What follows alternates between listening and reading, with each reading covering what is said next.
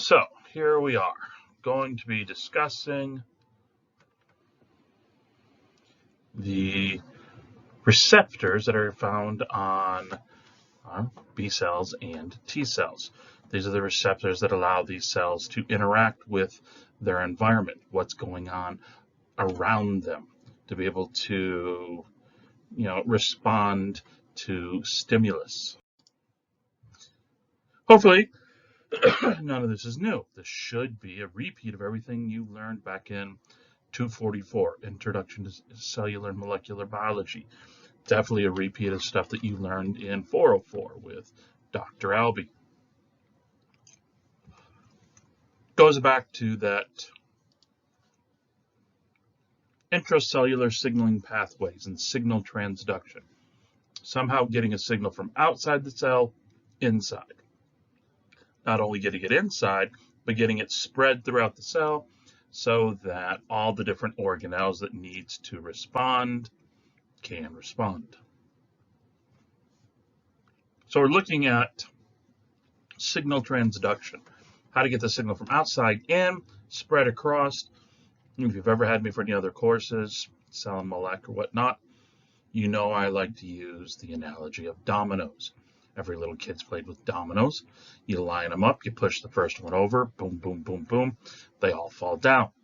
Now, if you're a higher level domino practitioner like I was, you could not only line them up in a straight line, but in squiggles and wiggles and up and down and around things. And then you could also do the fan. 1 knocks over 2, which knocks over 4, 8, and so on and so forth. That is the best analogy I've ever thought of, came up with and thought of and used in my lectures on how to explain this signal transduction from a receptor and spread throughout the cell. So we're looking at to begin this is transmembrane receptors. Transmembrane receptors. Transmembrane means they're integral proteins.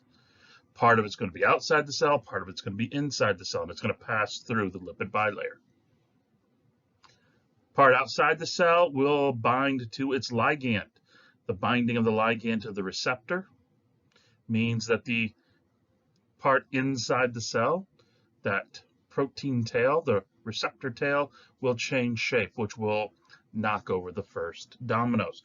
Turns out those first dominoes, many of the times, are going to be some form of enzymes, kinases, phosphatases.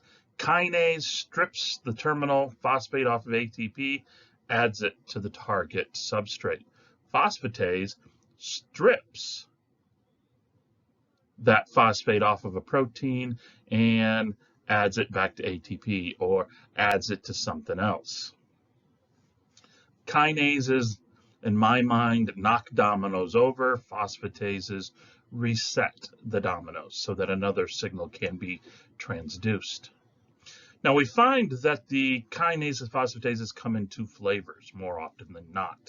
There's the tyrosine kinases, meaning that phosphate is going to be added to specific tyrosine residues within the polypeptide, whether it's the cytoplasmic tail of the receptor or maybe some other protein that's acting as the substrate. And then there's serine threonine kinases. What they do is the same thing, except instead of add it to specific tyrosines, they add it to specific serines and threonines. So it's not just a willy-nilly strip off that terminal phosphate from ATP and add it to a substrate. It's you strip it off and you add it to a specific amino acid within the polypeptide of that substrate. What we find more often than not are that the receptors, the kinase receptors, are going to be in dimer or trimer or even tetramer form. And the individual portions of the receptor want nothing to do with each other. They have absolutely no interaction until the ligand comes into play. The ligand comes along and starts to interact with one part of the receptor.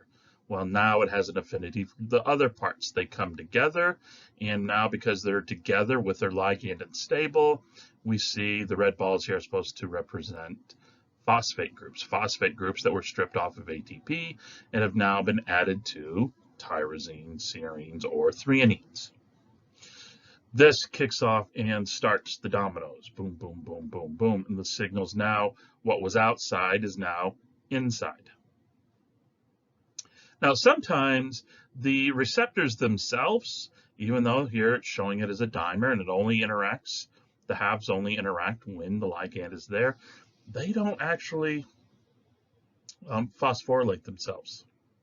No, they have to have another protein that is associated to the cytoplasmic tail of the receptor.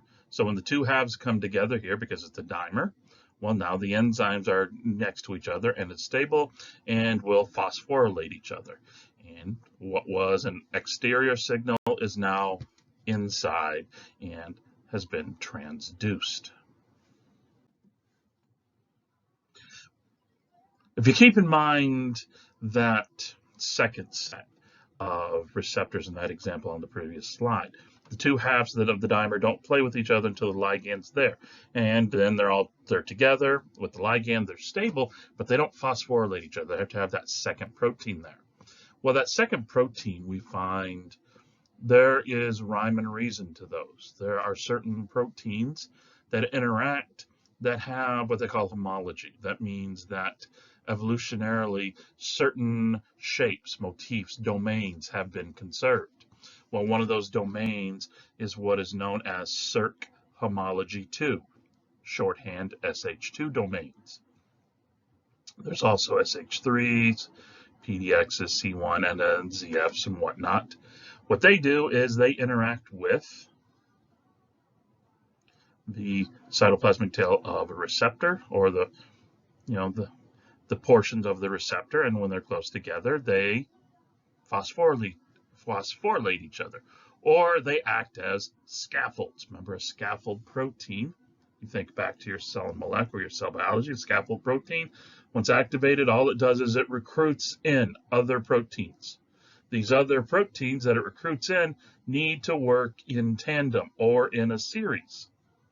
And by being recruited and lying next to each other, 1 goes, 2 goes, 3 goes, 4 goes, boom, signal processed. Or they act as adapters. Two proteins do not want to play with each other, even when they're active. So they have to have a third in between them, holding them in place, so that's now a giant complex, so that things can be done.